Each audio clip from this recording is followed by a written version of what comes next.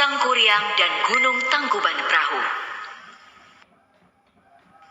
Pada zaman dahulu, di sebuah kerajaan makmur bernama Parahyangan, hiduplah seorang putri cantik bernama Dayang Sumbi. Dia suka sekali menenun. Suatu hari Dayang Sumbi menenun di teras istana. Entah kenapa, hari itu dia sedikit pusing dan lemas. Sementara benang pemintalnya berkali-kali jatuh. Dayang Sumbi menjadi malas mengambilnya. Karena jengkel, benang pintalnya jatuh terus, dia pun berkata, "Barang siapa yang mengambil benang pintalan itu untukku, saya bersumpah, kalau dia laki-laki, akan kuambil sebagai suami." Dayang Sumbi senang, karena benang itu sudah berada di dekatnya. Lalu siapa gerangan yang mengambilnya? Siapa yang telah mengambilkan benang pintal ini untukku? Sepertinya tidak ada orang di sini. Betapa terkejutnya Dayang Sumbi. Karena yang mengambil benang itu adalah si Tumang, anjing kerajaan yang terkenal setia dan sakti. Akulah yang mengambilkan untukmu, Dayang Sumbi. Kamu, Tumang? Berarti kamu akan menjadi suamiku? Bagaimanapun, Dayang Sumbi tidak bisa mencabut sumpahnya. Dia pun menikah dengan Tumang. Hasil pernikahan mereka, Dayang Sumbi melahirkan seorang bayi laki-laki yang berwujud manusia yang diberi nama Sang Kuryang. Tumang berpesan kepada Dayang Sumbi supaya tidak mengatakan pada Sang Kuryang jika Tumang adalah ayahnya.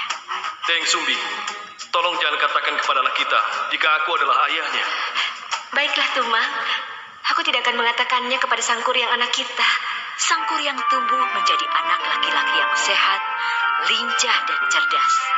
Tumang pun selalu mengikuti Sang Kuryang kemana dia pergi, serta mengajarkan kesaktian yang dimilikinya.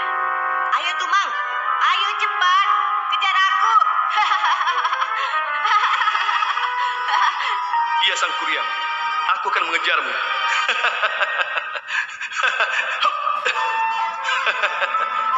Sang Kuryang mengira Tumang adalah anjing peliharaan semata. Dia tidak mengetahui jika Tumang adalah ayahnya. Suatu hari, Dayang Sumbi menyuruh Sang Kuryang berburu binatang untuk pesta di istana. Sang Kuryang anakku, pergilah berburu ke hutan bersama Tumang untuk pesta istana. Baik, Ibunda. Sang Kuryang pasti akan mendapatkan hasil buruan yang banyak. Sang Kuryang pun pergi ke hutan ditemani Tumang. Sayangnya, sampai hari gelap, dia tidak mendapatkan hasil. Karena jengkel, akhirnya Sang Kuryang membunuh Tumang dan menyerahkan dagingnya sebagai hasil buruan untuk pesta istana. Dayang Sumbi tidak mengetahui jika daging itu adalah si Tumang. Dia mengira itu daging hasil buruan. Ibunda, ini hasil buruan untuk pesta istana nanti. Wah, terima kasih anakku Sang Kuryang. Setelah pesta usai, Dayang Sumbi menanyakan keberadaan Tumang yang tidak kelihatan di pesta istana. Anakku Sang Kuryang, apa kau melihat Tumang? Sudah aku cari kemana-mana, tapi dia tidak ada. Akhirnya, Sang Kuryang mengakui perbuatannya. Itu Ibunda. Aku sudah membunuhnya dan kujadikan hewan buruan kemarin. Apa? Kenapa kau melakukan itu, Sang Kuryang? Dayang Sumbi tidak bisa menahan emosinya. Dia memukul Sang Kuryang di keningnya hingga mengucurkan darah. Ampun, Bu. Maafkan Sang Kuryang, Bu. Akibat perbuatannya yang sudah memukul Sang Kuryang, Dayang Sumbi diusir dari istana oleh sang raja. Bagaimanapun, Sang Kuryang adalah calon putra mahkota. Tidak ada yang boleh memukulnya.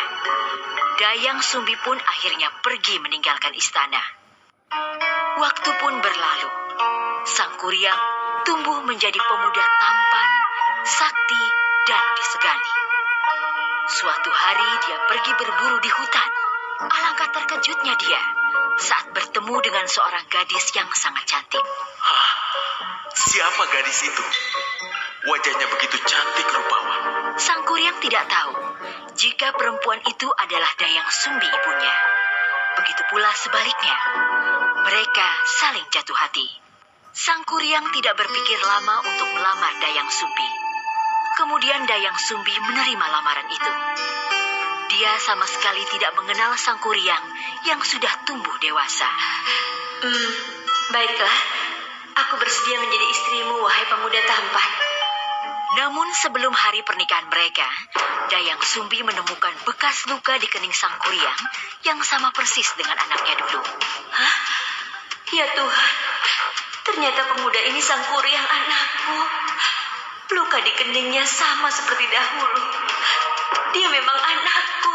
Dayang Sumbi segera berusaha mencari akal untuk menggagalkan pernikahannya dengan Sang Kuryang.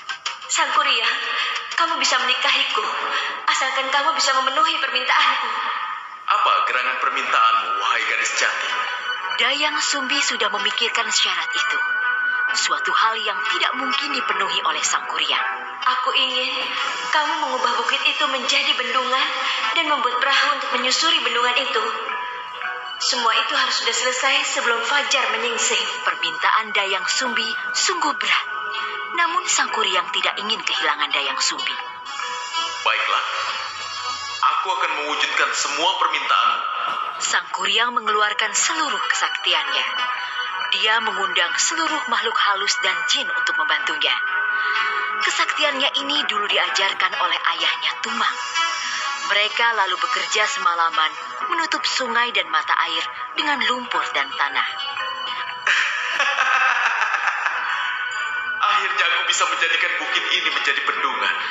Saat semua sudah terbendung, Sang Kuryang pergi menebang pohon raksasa dan mulai membuat perahu yang sangat besar. Sekarang tinggal membuat perahu besar untuk menyeberangi bendungan ini. Aku pasti bisa. Dayang Sumbi mulai gelisah.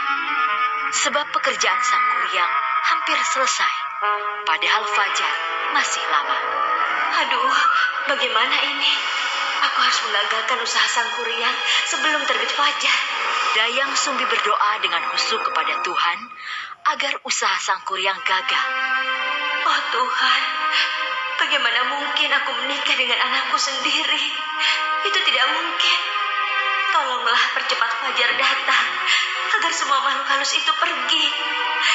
Dan tidak ada yang membantu Sang Kuryang menyelesaikan pembuatan perahu besar itu sebelum fajar tiba. Keajaiban pun terjadi. Matahari terbit lebih cepat.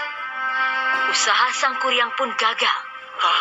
Sudah pagi, padahal perahu yang aku buat belum selesai. Sang Kuryang sangat marah saat mengetahui jika dia ditipu. Siapa sebenarnya kau ini? Kau sudah menipuku. Tega sekali kamu. Dayang Sumbi menangis mendengar perkataan Sang Kuryang. Bagaimana mungkin aku bisa menikahimu, anakku? Sesungguhnya, aku adalah Dayang Sumbi, ibu kandungmu. Sang Kuryang tidak percaya dengan ucapan Dayang Sumbi. Dia marah. Tidak mungkin. Aku tidak percaya semua perkataanmu. Tidak mungkin. Tidak.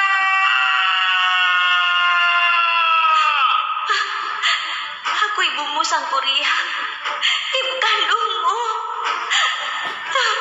Kemudian Sang Kuryang menendang perahu buatannya hingga terlempar jauh. Perahu itu jatuh dengan posisi terbalik dan berubah menjadi gunung yang hingga sekarang dikenal dengan sebutan Gunung Tangkuban Perahu.